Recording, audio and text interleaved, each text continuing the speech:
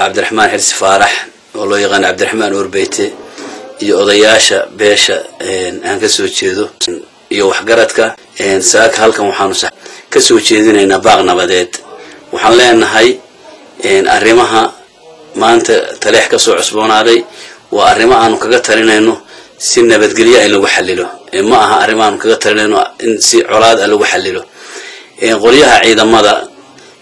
كسو كلك اعتمد ديجانا waxaan leeyahay dadku nabadgeliyo in wax loogu qabto bay u baahan yihiin in ciidanimo wax loogu qabto uma baahna qoliyaha ka soo kicimay meelaha xoogaa kala durugsan waxaan leenahay hadii shir la qabanayo wala shiri kara dadkuna waa isu iman karaan dantana waa laga wada hadli karaa shirna waa la qaban karaa laakiin shirka ciidan la isuma soo diray erga nabadeed baa la isu soo diraa waxaan leeyahay arrimaha dhulka hal la dhigo nabadgeliyo hal lagu wada hadlo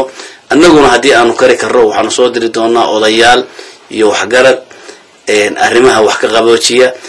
khaasatan deegaanka Boohoodle waxaan leenahay hadii shir laga qabanayo taleex waxa xaq loo leeyahay in odayaal iyo waxgarad iyo erga la soo diro laakiin ma aha in ciidan la soo diro ciidanku waxa uu sababi karaa arrimo colaadeed oo deegaanka xirib xumo ku yeesha Cabdi Samed Ali Shiro ka soo jeedisna dhinaca deegaanka